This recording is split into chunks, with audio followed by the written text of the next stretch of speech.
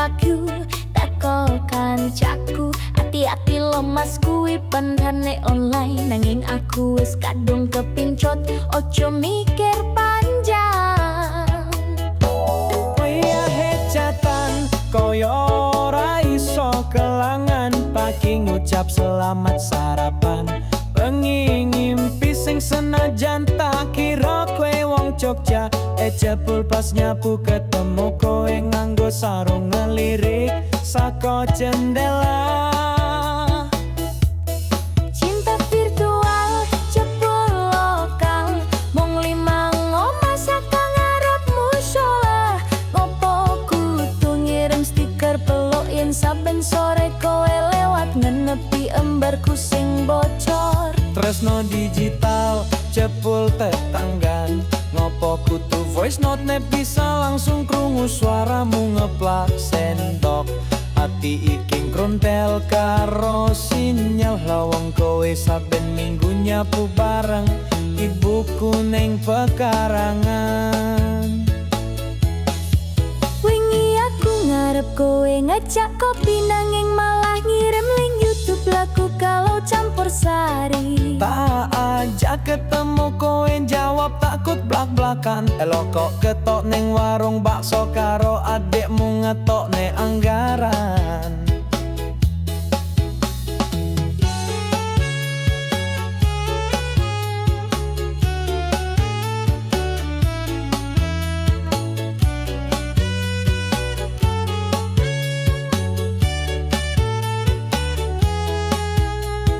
Sakjane kowe nyamar ya, nama online mas ganteng pendiam, tapi offline ketok usil koyo bocah SMA. Kowe ngaku sibuk kuliah daring, padahal tiap sore ngumbahi motor bareng koncone sambil nyanyi koplo miring. Cinta virtual jebul tetanggan, kowe sing onlinean nganti jam 12. Neng esok numpak sepeda lewat ngarep omah, ngopo kudu bilang kangen sayang.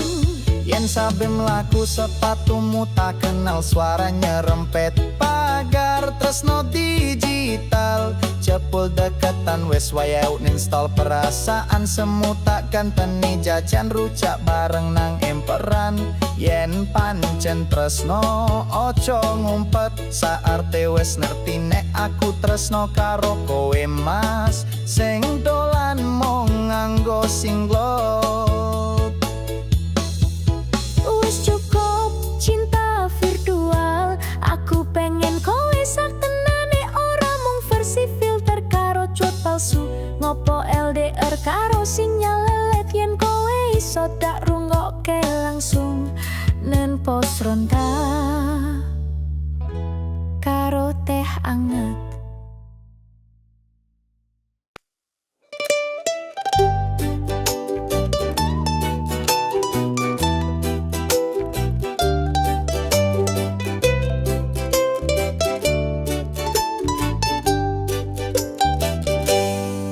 Saben bengi HP-ku muni notifikasi transfer saka jenengmu Mas Deni, nanging tresno ora tau ketemu. Mbok yo kowe mampir, ojo mung transferan terus mambu. Kowe cari sibuk kerja, aku ngerti nemong nonton story karo saldo sing nambah. Katresnanmu koyo dompet digital, saben aku nesu langsung cair koyo gaji tanggal. Tresnamu ora nyekel tangan, nanging nyekel rekening, gawe atiku seneng lan bingung barengan. Opo iki jenenge tresno sejati, yen rasa mung iso diganti saldo lan paket ati.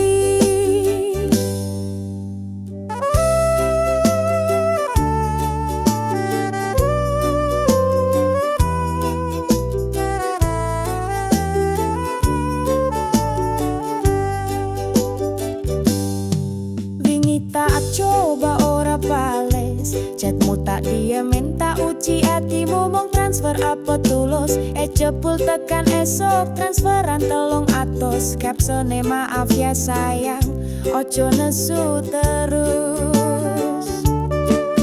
Mes aku duduwe wallet tresno kok mong ditopo prono peluk lan leket aku pengen rasa dikai perhatian ora mong saldo tapi waktu lan kehadiran. Tresnamu kok iso dijadwal tanggal tua sepi tanggal muda sayangku nganti ngalor ngidul apa iki jenenge tresno virtual sing iso ilang nek sinyal ilang utawa kamu lalisan di PayPal.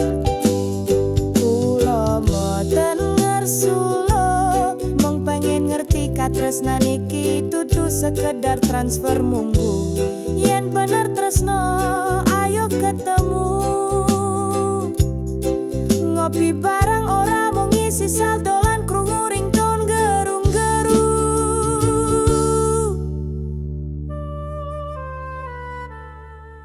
Cinta lewat transferan enak ning awan nanging rasa kangen iso nggongetan. Aku ora mung butuh pulsa lan data tapi kowe sing nyata sing iso dak kendeli saben aku ngrasakake loro.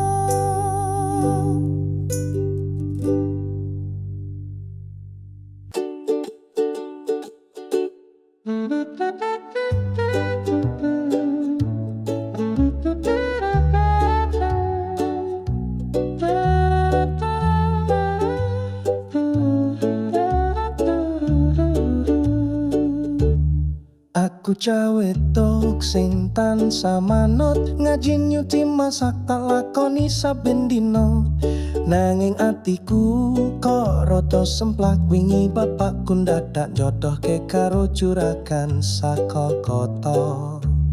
Dheweke sugih nganggo mobil sedan ngomonge alus ning atiku ora kena ngrasakne merko atiku wis kepalang katot karo si Joko petani desa sing ngajari tulus lan sabar urip.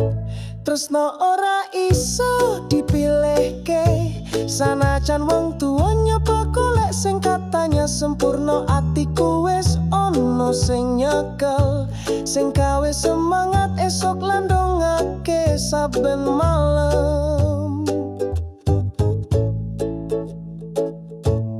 Joko mung duwe cangkul lan lading nanging saben tembunge gawe adem kaya udan rintik sawahe ora ampa tangane legi nanging keringat tenggo masa depanku dudu ngumbara janji. Bapakku nesu jare aku nglawan ngopo milih petani uripmu bisa rekas sanduk nanging aku nangis karo tembung reka sabareng karo sing tak tresnani luwih legi tinimbang emas sekarung. Tresno ora iso diganti kaji dudu soal mobil omah mewah utawa cincin berlian. Tresno iku soal ngrasakne sapa sing kelem dongake uripku saben turu saben esuk. Muga Gusti maringi pangerten kanggo bapakku ben iso ngerti tresno ora mung urusan dompet lan Joko ojo nganti mundur merko aku siap nyekel tanganmu senajan talane belketes lan bleduk. Yen jodoh kudu ditekani ora mung derek kersane nanging nyuwun rito langite. Tresna kuwi dudu barang dagangan ora iso dituku mung iso dirasakne kanthi sejatine perasaan.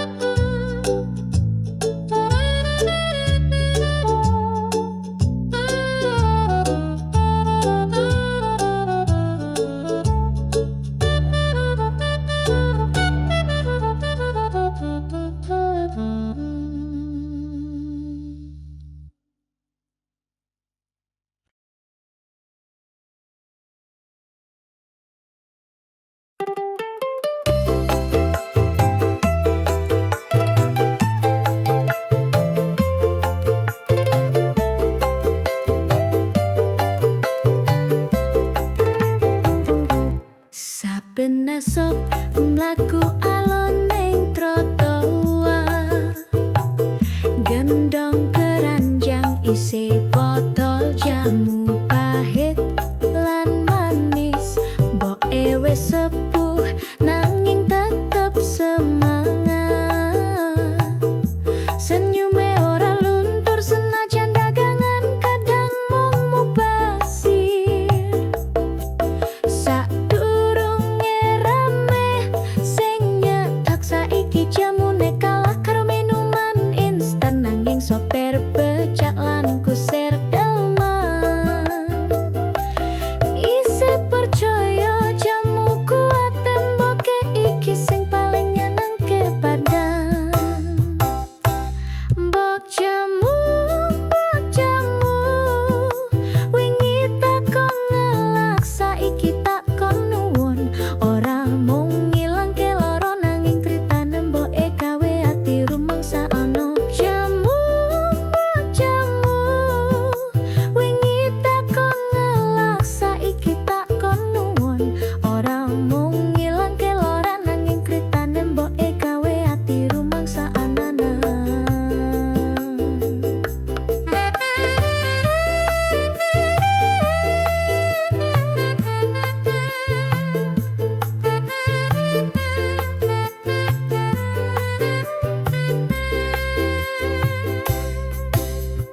Mboke duwe anak lanang siji, Nanging dudu bantu malah doyan judi. Saben jamu entek duite malah ilang, digawa anake main slot tenang warnet buri kambo.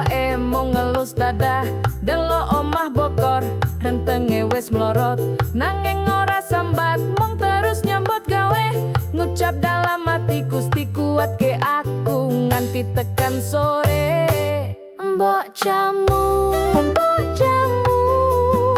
sing diceritani ora mung asem lan legi. Tukang bangunan nunggu teko jamu tradisional sing ngademi ati lan gawe semangat urip meneh.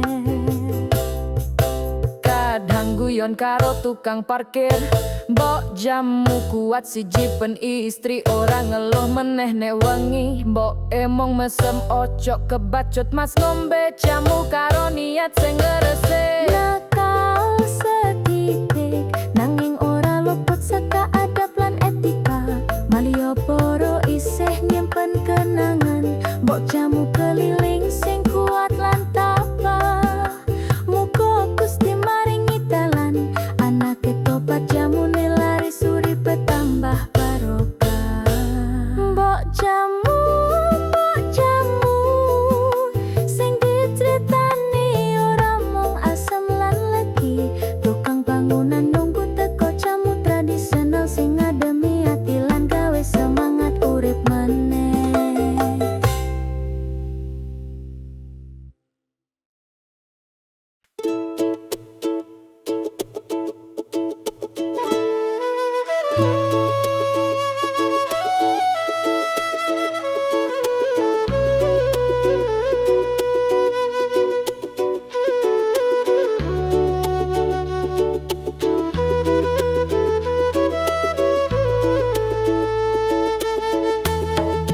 saben esuk isuk isih petang, pakte gendong jerigen mlaku alon ning ngarepe prapatan.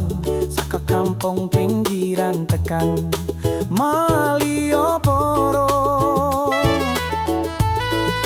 nganggo adol tuak sing digawe dhewe, seger lan jujur rasane. Tangane kasar, kulite wis legi, nanging atine lembut mikir bocone sing wis suwe mung turu ning amben.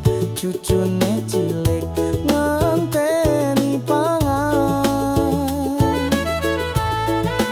anake merantau mung kirim kabar ning surat selang-seling. Tuak iki ora mung ilang ngelak, nanging nyimpen trito ati sing ora iso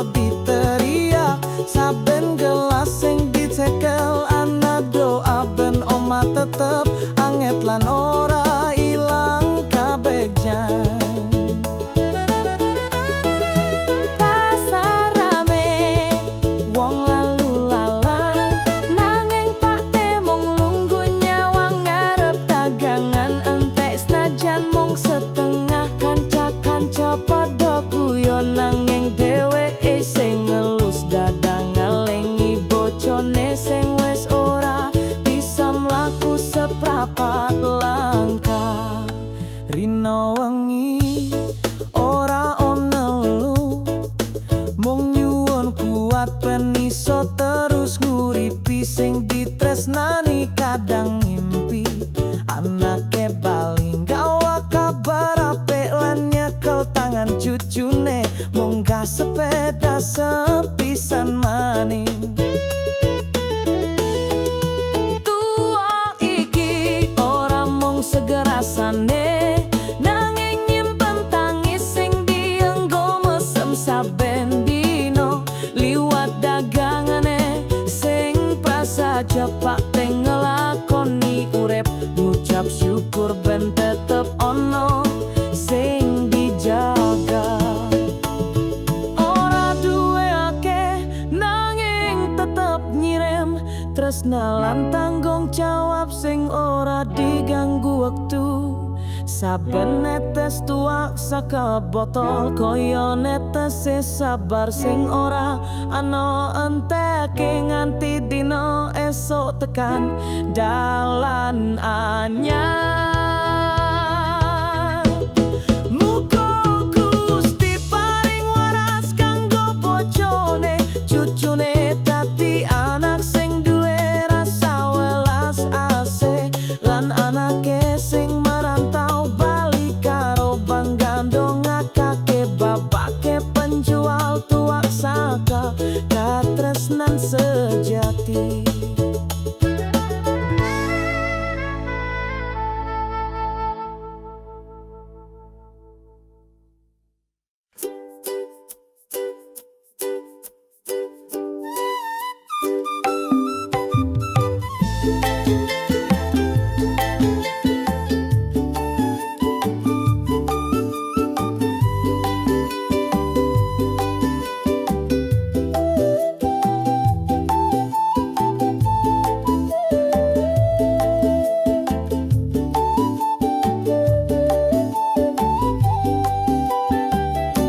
Kampung pinggir Surabaya ana janda ayu, dandane orang ngapusi saben metu ndelok langit sore. Wong lanang padha nyawa nganti orang ngetip mripate.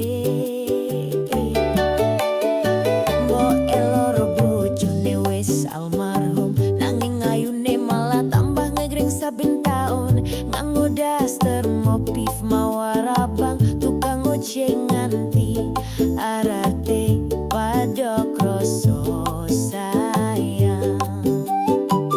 Janda kembang gereta atiku kaya tali tambang. Senajan wis ora perawan nanging senyummu gawe atiku kepencet tenan.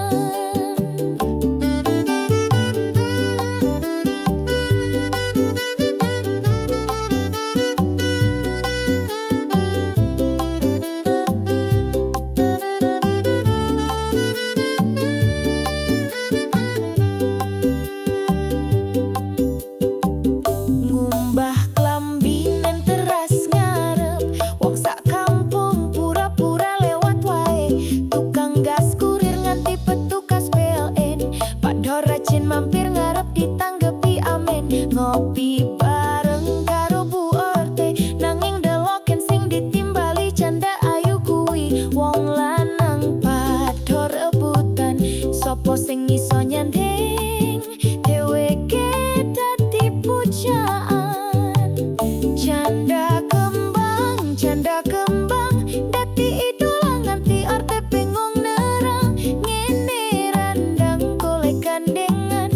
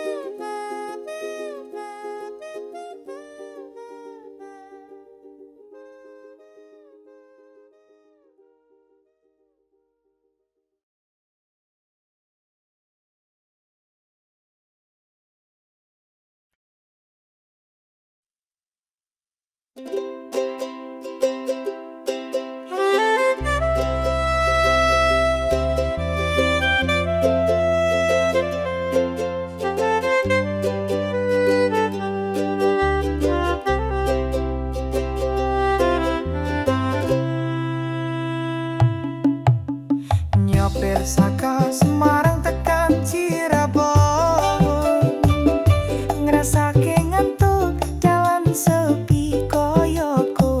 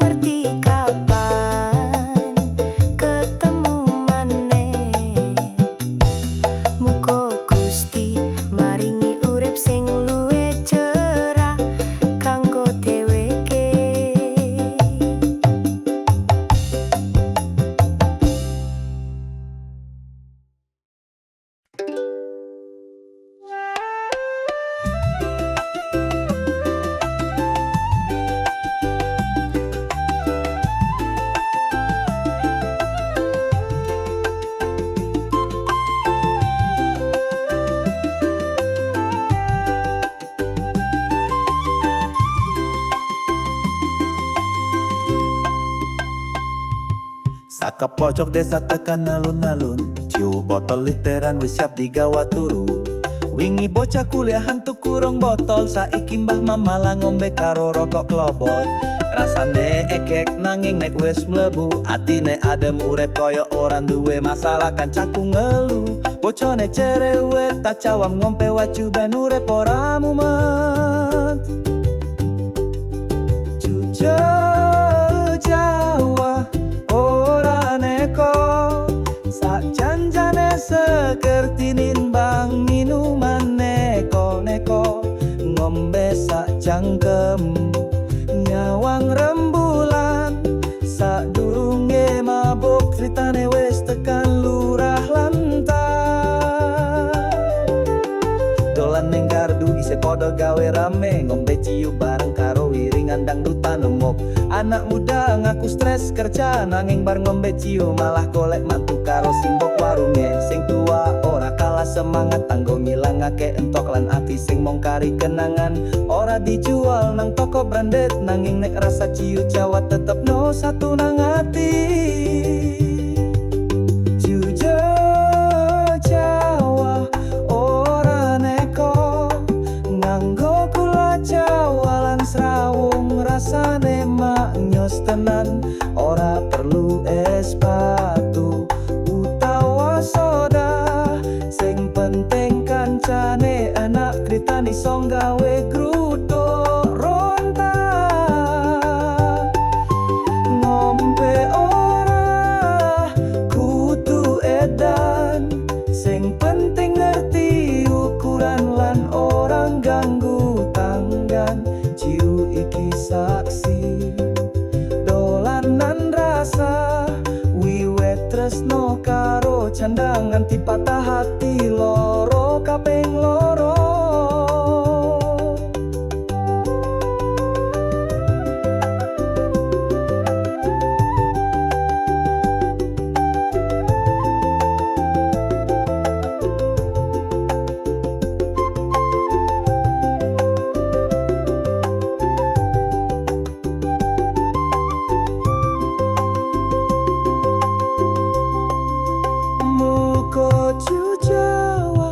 Tetep lestari, ora mau ngombe nanging budaya srawung sing ora mati. Ngombe bareng, guyon bareng, urip angel dilakoni karo rasa legi, tur nyengat kaya ciu sing wis mateng.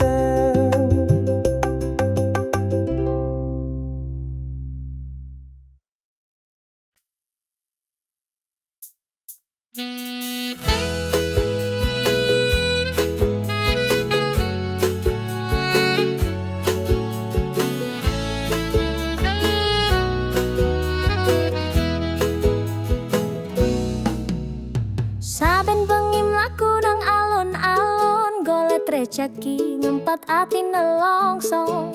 Ngancani sopir truk, sopir bus sing liwat, ngombe wetang jahe trito karo nyawang langit. Anak loro ditinggal ning omah, sing siji wis gede malah melu jalan. Awakku nyonggo beban urip, nanging ati isih kangen anget peluk bocah. Lungaku nang pantura, nggo golek kecerahan. Najan sliramu ngira uripku mung senengan. Kembang wengi tutu jalanan, iki pilihan demi pawon tetep ngepul mangan. Nganti esok teko isih ngancani rasa nembang si teko nyenengke atine sopir. Meso ngono aku isih duwe anak, nanging senyummu tak gawe tambah susahku. Anakku nom-noman wis wani ngancani, ndelok aku nyambut gawe ngrasake kahanan. Kadang ati ngerentes nyalahke awai, nanging urip kudu terus ora iso mung ngeluh. Lungaku nang pantura, nggo golek kecerahan.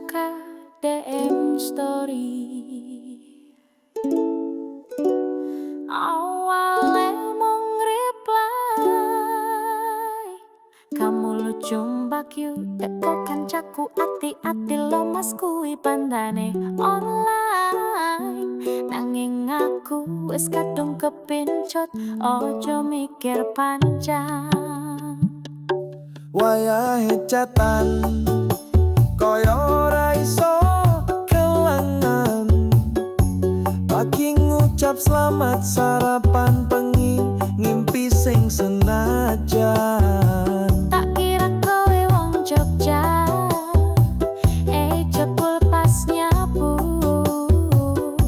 ketemu kowe nganggo sarung ngelirik saka jendela cinta virtual jebol lokal mung limang oma saka ngarepmu musola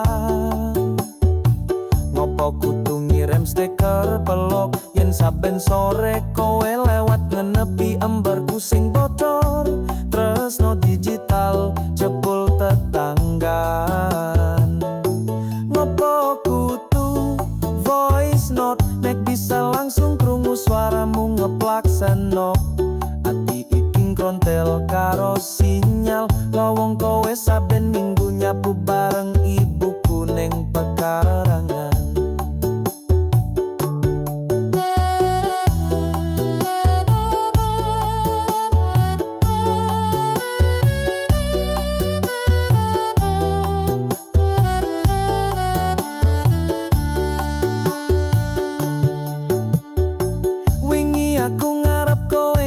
kopi nanging malah ngirim link YouTube lagu kalau campur sari tak ajak ketemu kowe jawab plak-plakan elo kok ketok ning warung bakso karo adikmu ngetok ne anggararan sakjane kowe nyamar ya nama online mas ganteng pendiam tapi offline ketok usil koyo bocah SMA kowe ngaku sibuk kuliah daring padahal tiap sore ngumbahi motor bareng koncone sambil nyanyi koplo miring cinta virtual jebul tetanggan kowe sing onlinean nganti jam 12 ning esok numpak sepeda lewat ngarep omah ngopo kudu bilang kangen sayang yen saben mlaku sepatumu tak kenal suaranya rempet pagar tresno digital jebul deketan wis wayahe uninstall perasaan semu tak ganteni jajan rujak bareng nang emperan yen pancen tresno ojo ngumpet saarte wis ngerti nek aku tresno karo kowe mas sing dolan mung nganggo singlok wis cukup cinta virtual aku pengen kowe sak tenane ora mung versi filter karo cuot palsu ngopo LDR karo sinyal lelet yen kowe iso dak rungokke langsung nen pos ronte karo te angel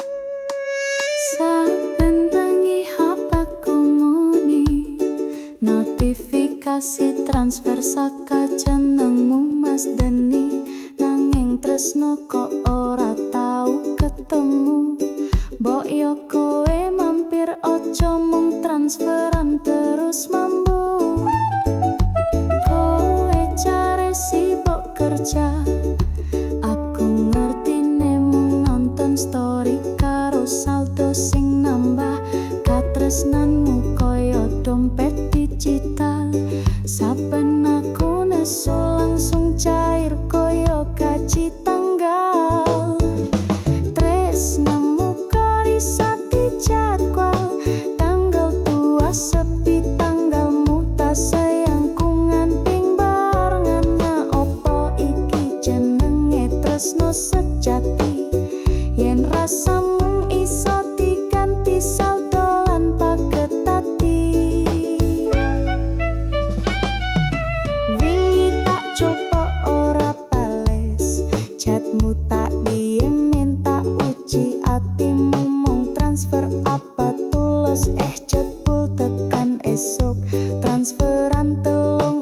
Terus capsiane maaf ya sayang, ojo nesu terus.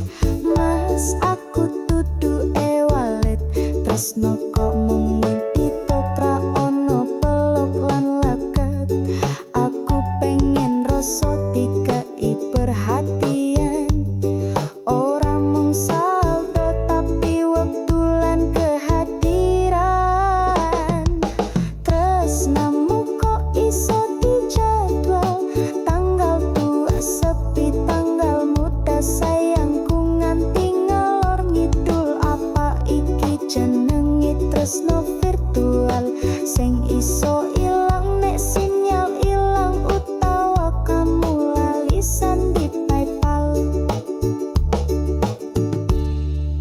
Kolombo Tenger Sulo, mung pengen ngerti katresnan iki dudu sekedar transfer. Monggo yen bener tresno ayo ketemu, ngopi bareng ora mung ngisi saldo lan krungu ringkon tunggerung-gerung.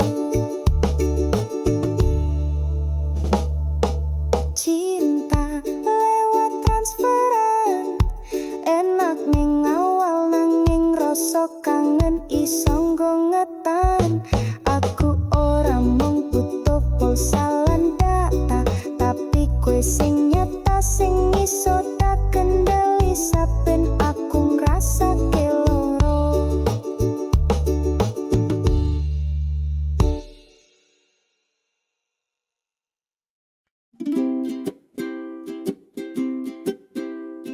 Aku cawe tok sing tansah manut, ngaji nyuci masak talakoni saben dino. Nanging atiku kok rada semplak wingi bapakku ndadak nyodohke karo juragan saka kota.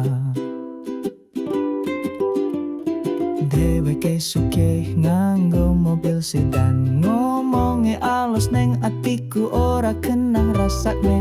Merko atiku wis kepalang katut karo si Joko petani desa sing ngajari tulus lan sabar urip.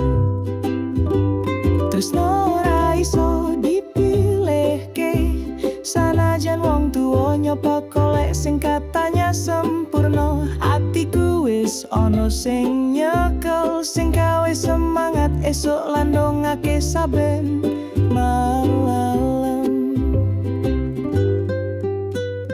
Joko mung duwe cangkolen lading, nanging saben tembunge gawe adem kaya udan rintik. Sawahe ora ambatangane legi, nanging keringate nggo masa depan kudu ngumbara janji. Bapakku nesu jare aku nglawan, ngopo milih petani uripmu bisa rekas sanduk.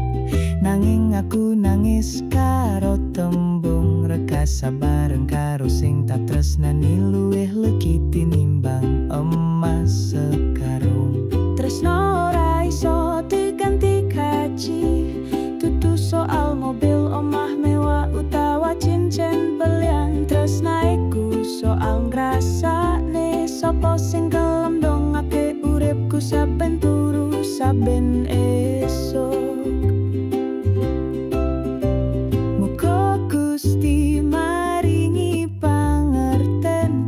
Bapakku ben iso ngerti tresno ora mung urusan dompet lan Joko ojo nganti mundur. Merko aku siap nyekel tanganmu senajan talan embel ketes lan pledok. Yen jodoh kudu ditekani ora mung derek kersane, nanging nyuwun ridho langite. Tresnaku itu tuh barang dagangan, ora iso dituku mung iso dirasakne kanthi sejatine perasaan.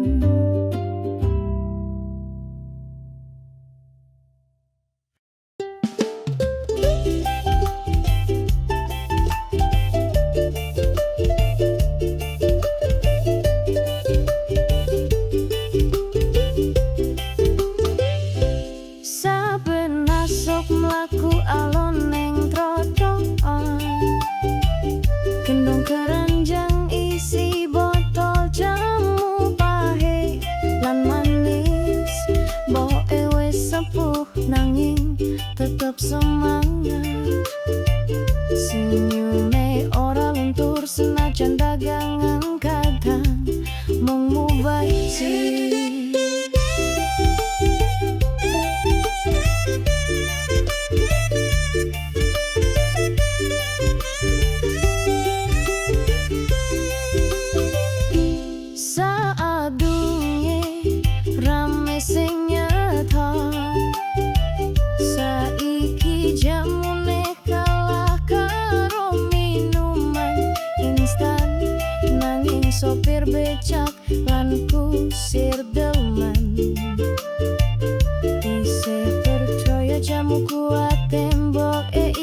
iki sing paling nyenengke badan.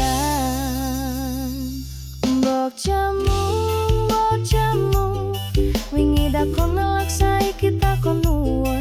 Ora mung ngilangke loro nanging critane mbok gawe ati rumangsaan. Mbok duwe anak lanang siji nanging dudu bantu malah doyan judi. Saben jamu entek duwite malah ilang, digawa anake main sloton nang warnet burikan. Mbok emong ngelus dada delok omah pojan entenge wis mlorot, nanging ora sempat mung terus nyambut gawe. Ngucap dalam ati Gusti kuatke aku nganti tekan sore. Mbok jamu sing dikritani ora mung asem lan legi. Tukang bangunan nunggu teko, jamu tradisional sing ngademi ati lan gawe semangat urip meneh. Kadang guyon karo tukang parkir, mbok jamu kuat siji penistri ora ngelu meneh nek wengi. Mbok emong mesem ojo kebacut mas, ngombe jamu karo niat sing resik. Nakal setetek nanging ora luput saka adab lan etika.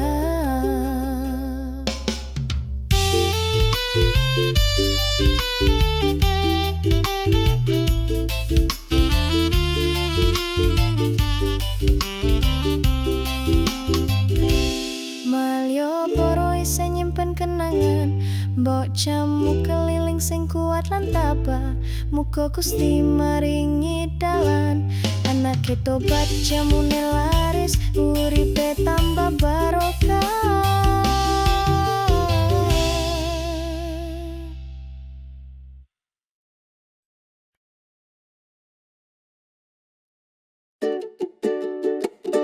Saben esok iso kise peteng pakde kendong jerigen, laku alon ning ngarepe prapatan. Saka kampung pinggiran tekan Malioboro, adol tuak sing digawe dhewe. Seger lan jujur rasane, tangane kasar. Kulite wis legi nanging atine lembut, mikir bojone sing wis suwe mung turun ning amben. Cucune cilik ngenteni pangan, anake merantau mung kirim kabar ning surat selang-seling. Tua iki ora mung ngilang ngelak, nanging nyimpen crita ati sing ora iso diteriak. Saben gelas sing dicekel ana doa ben mama tetep anget lan ora ilang kabegjan. Pasar rame wong-wong lulalang, nanging pakde mung lunggu nyawang. Ngarep dagangan ente senajan mung setengah. Kanca-kanca pada guyon, nanging dheweke isih ngelus dada. Ngilingi bojone sing wis ora bisa mlaku seprapat langkah. Rino wengi ora ono ngeluh, mung nyuwun kuat ben iso terus nguripi sing ditresnani. Kadang ngimpi anake bali, gawa kabar apik lan nyekel tangan cucune munggah sepeda sepisan maning.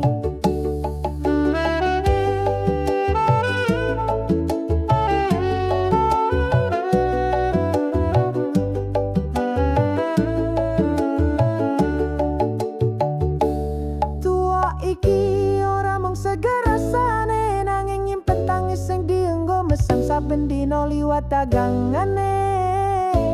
Sing prasaja pakde ngelakoni urip, ngukap syukur ben tetep ono sing dijaga. Ora duwe akeh nanging tetep ngirim tresna lan tanggung jawab sing ora diganggu waktu. Sabar netes tuak saka poto, koyo netes sabar sing ora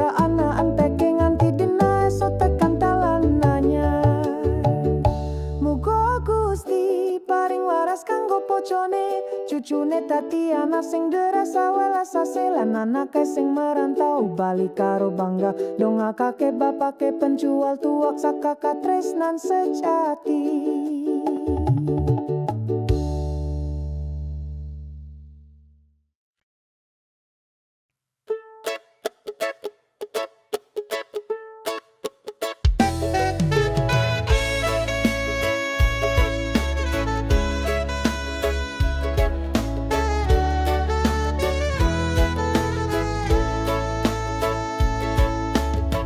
Nang kampung pinggir Surabaya ana canda ayu dandane ora ngapusi. Saben metu ndelok langit sore wong lanang padha nyawang nganti ora nganti mripate bok eloro bojone wis almarhum nanging ayune malah tambah ngedreng saben taun. Nganggo daster mopi mawarar papang tukang ojek nganti arte padha kroso sayang.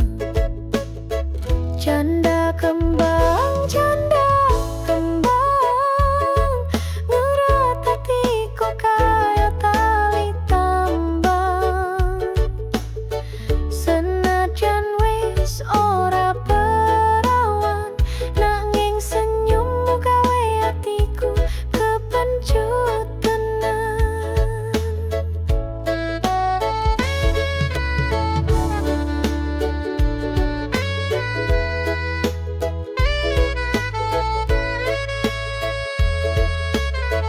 Gumbah klambi ning teras ngarep wong sak kampung pura-pura lewat wae. Tukang gas kurir nganti petugas benaen padha rajin mampir ngarep ditanggepi. Amin ngopi bareng karo Bu Arte nanging deloken sing ditimbali canda ayu kuwi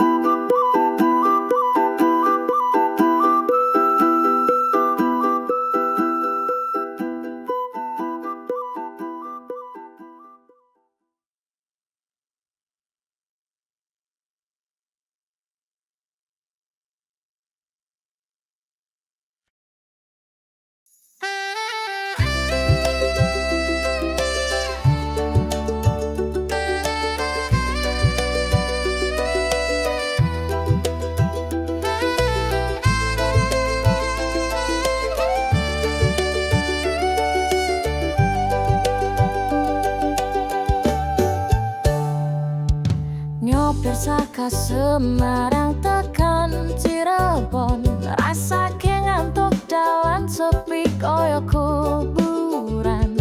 Neng pangkalan ketemu Cak Ayu, sing wis ngerti sopir butuh tembung sing ngademi ati.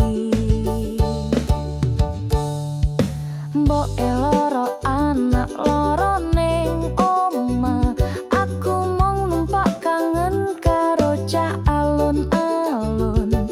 Ngombe kopi trito karo dheweke, senyumane manis gawe ati ora krasa sepi. Pantura ora mung calan, nanging ana sing nyedekne kahanan. Kembang wengi sing biyantu sopir, senajan ora duwe janji, ning ati ana pengerti. Dheweke crita urip ora gampang, ngopeni anak nganti melu totolan senyum. Kancaku takon kok ra nyalahke, aku jawab wong urip kudune paham ora mung nyawang. Nek ra ono dheweke, aku ra duwe sapa sing kelem rungokke kelo sopir dalan. Opo salah yen tak kangen, sanajan mung sandelo rasane wis nyaman. Pantura ora mung dalan, nanging ono sing nyedekne kahanan. Kembang wengi sing biyantu sopir, senajan ora duwe janji, ning ati ono pengerti.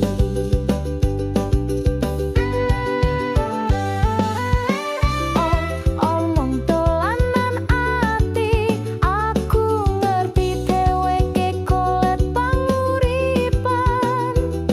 Neng mrepate ana tangis disimpan, dheweke tangguh dudu mung sekedar hiburan. Yen tekan terminal aku kelingan Cah Ayu sing gawe ati luwih tentrem. Ora ngerti kapan ketemu maneh, muga Gusti maringi urip sing luwih cerah kanggo dheweke.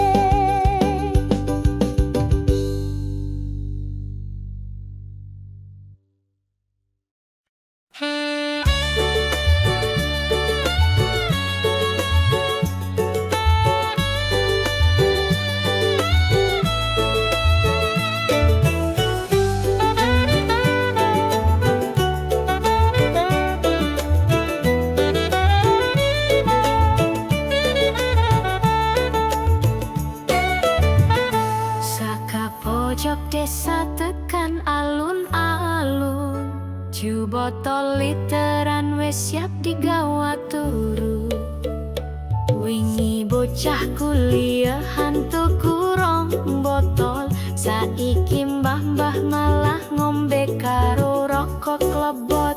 Rasane nyekek nanging nek wis mlebu atine adem, urip koyo ora duwe masalah.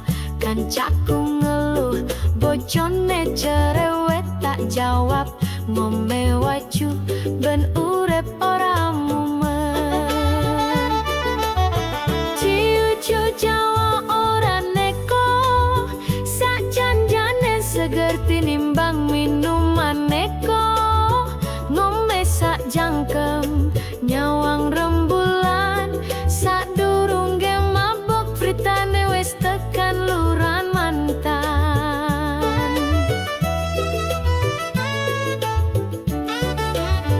Dolan ning gardu isih Padha gawe rame ngombe ciu bareng karo iringan dangdutan remuk.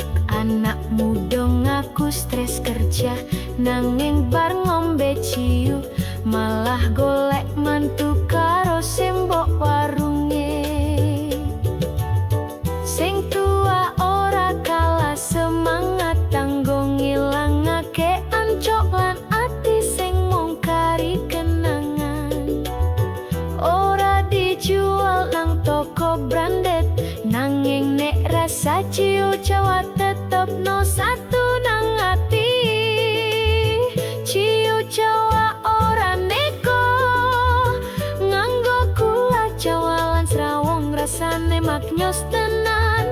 Ora perlu es batu utawa soda, sing penting kancane anak kritane so gawe grut ronta. Ngombe ora kudu edan, sing penting ngerti ukuran lan orang ganggu tanggan. Ciu iki saksi dolanan rasa, wiwit tresno karo candeng nganti patah hati loro kaping loro. Muga ciu Jawa tetep lestari, ora mung ngombe nanging budaya srawung sing ora mati. Ngombe bareng, guyon bareng, urip ail dilakoni karo rasa legi tur nyengat kaya ciu sing wis mateng.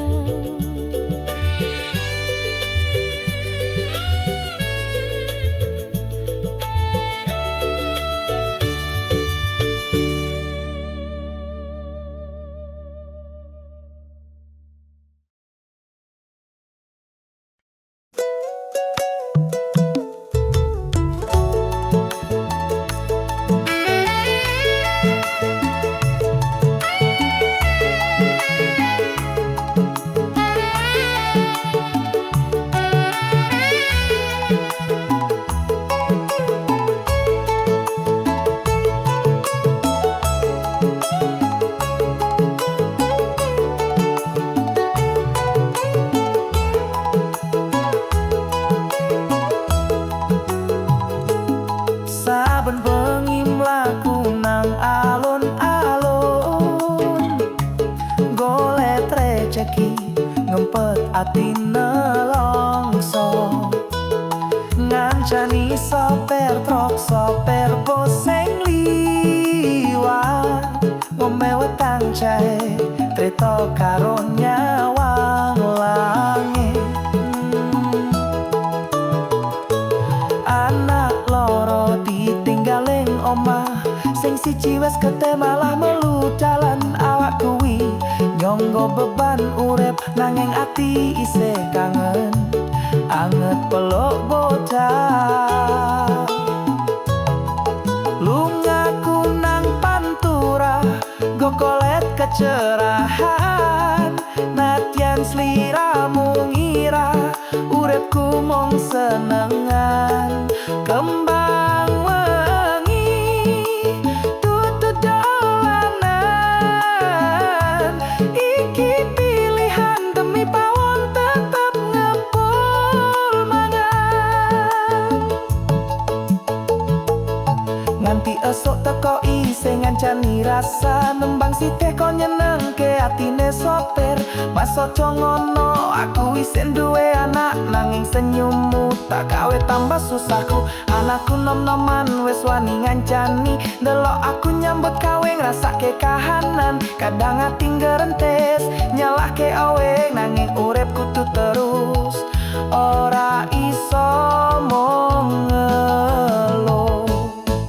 Lungaku nang pantura, nggo kolet kecerahan. Nadyan sliramu ngira uripku mung senengan. Kembang wengi tutut dolanan, iki pilihan demi pawon tetep ngepul mangan. Jalur iki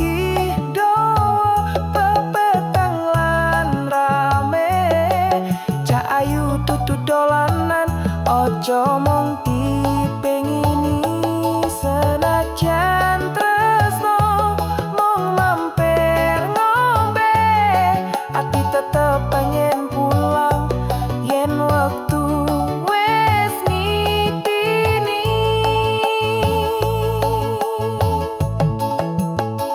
Muga Gusti maringi dalan, anakku ora niru jalan iki.